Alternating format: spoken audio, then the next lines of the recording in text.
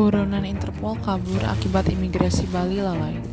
Menurut sumber berita Kompas.com, buronan Interpol asal Rusia bernama Andrew Ayer alias Andrei Kovalenko melarikan diri dari kantor imigrasi kelas 1 khusus TPI Ngurah Rai pada hari Kamis tanggal 11 bulan Februari 2021 pukul 13.20 waktu setempat. Saat proses pemeriksaan berlangsung, yang bersangkutan menyelinap dari dalam ruang pemeriksaan dan melarikan diri. Putus Hendra Tresnadita, staf lokasi informasi dan komunikasi imigrasi satu khusus TPI Ngurah Rai, membenarkan adanya kelalaian petugas imigrasi terkait kabarnya buronan Interpol asal Rusia tersebut. Berita yang disajikan berisi tentang pelarian buronan Interpol asal Rusia yang bernama Andrew Ayer atau Andrei Kovalenko dari kantor imigrasi kelas 1 khusus TPI Ngurah Rai di Bali. Andrew Ayer merupakan buronan Interpol yang masuk dalam daftar Red Notice. Sebelumnya dia telah menjalani hukuman pidana di lapas kelas 2A Kerobokan atas kasus narkotika.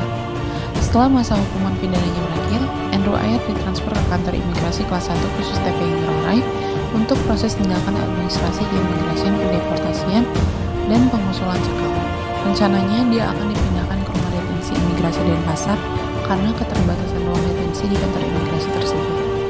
Namun, saat proses administrasi pemindahan sedang berlangsung, Andrew Ayer berhasil melarikan diri.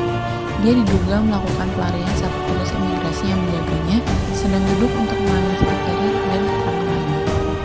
Kelalaian petugas imigrasi dalam menjaga buronan tersebut dikonfirmasi oleh Putus Hendra Tresnadita selaku kasih informasi dan komunikasi kantor imigrasi kelas 1 khusus TPI Ngurah Rai. Berita ini menyoroti kegagalan sistem keamanan dan pengawasan dalam penanganan buronan Interpol di kantor imigrasi. Pelarian Andrew Ayer menjadi bukti adanya kelalaian petugas yang memungkinkan buronan tersebut melarikan diri. Hal ini menimbulkan kekhawatiran terkait efektivitas dan profesionalisme penanganan buronan internasional oleh pihak berwenang di Indonesia. Pihak berwenang perlu melakukan investigasi menyeluruh untuk mengungkap penyebab kegagalan tersebut dan memperbaiki sistem keamanan serta pengawasan di kantor imigrasi. Selain itu, langkah-langkah perbaikan dan peningkatan keamanan harus diambil agar kasus serupa tidak terulang di masa depan. Sebagai aparatur sipil negara, kita harus cermat atau teliti dalam menegakkan hukum sehingga tidak terjadi kelalaian-kelalaian yang seharusnya dapat dihindari. Dapat disimpulkan bahwa setiap pejabat imigrasi yang bertugas harus tetap cermat dan tangkap dalam melakukan pengamanan sehingga hal-hal yang merugikan tersebut tidak terulang kembali. Mengingat kaburnya DTNI ini dapat membahayakan keamanan dan ketertiban negara dan tentunya setiap kelalaian yang dilakukan oleh pejabat imigrasi harus diberikan tindakan indisipliner agar setiap kesalahan tidak terulang kembali di kemudian hari, baik di kantor imigrasi maupun di Rodenim.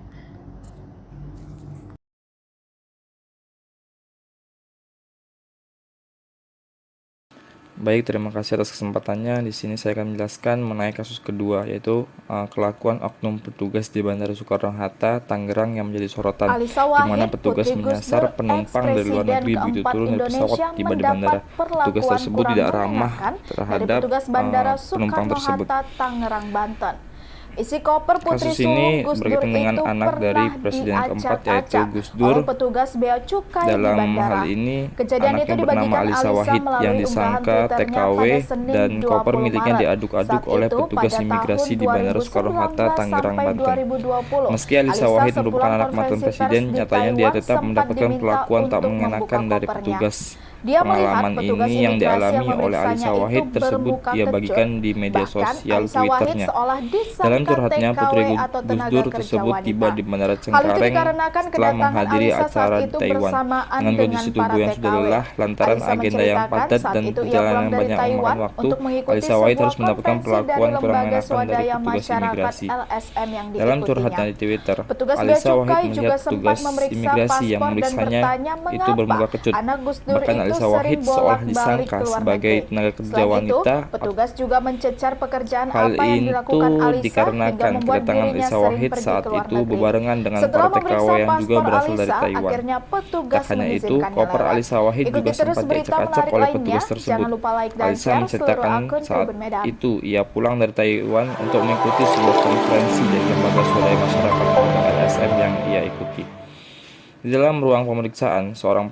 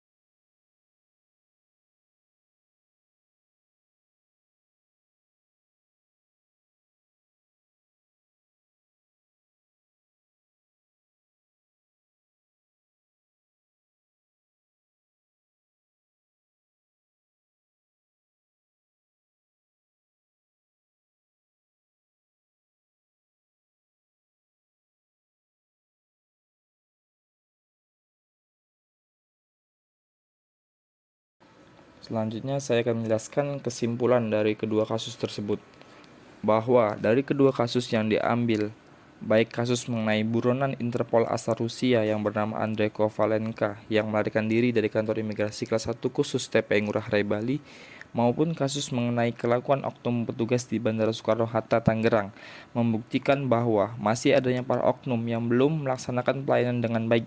Para oknum tersebut melayani masyarakat dengan bermuka kecut, menggeledah tanpa izin, dan lalai dalam menjaga deteni. Adapun hal tersebut melanggar pasal 34 huruf B dan C Undang-Undang Nomor 25 Tahun 2009 mengenai pelayanan publik serta mengenai perilaku pelaksana dalam pelayanan. Pasal tersebut menjelaskan bahwa pelaksana dalam menyelenggarakan pelayanan publik harus memiliki perilaku cermat, santun, dan ramah. Sebagai pelayan publik juga harus berpedoman pada kode etik dan kode perilaku pegawai, khususnya pada Kementerian Hukum dan Hak Asasi Manusia, karena merupakan pedoman sikap, perilaku, perbuatan, tulisan, dan ucapan pegawai dalam melaksanakan tugas dan fungsi. Dalam kegiatan sehari-hari, terdapat kode etik nilai pasti, yang mana dalam upaya mewujudkan kode etik, nilai salah satunya yaitu nilai profesional. Seorang pegawai sudah semestinya harus bertutur kata dan bertindak sopan sesuai dengan norma yang berlaku, serta konsisten antara perkataan dan perbuatan, sehingga dalam memberikan pelayanan yang prima atau pelayanan yang terbaik pada masyarakat.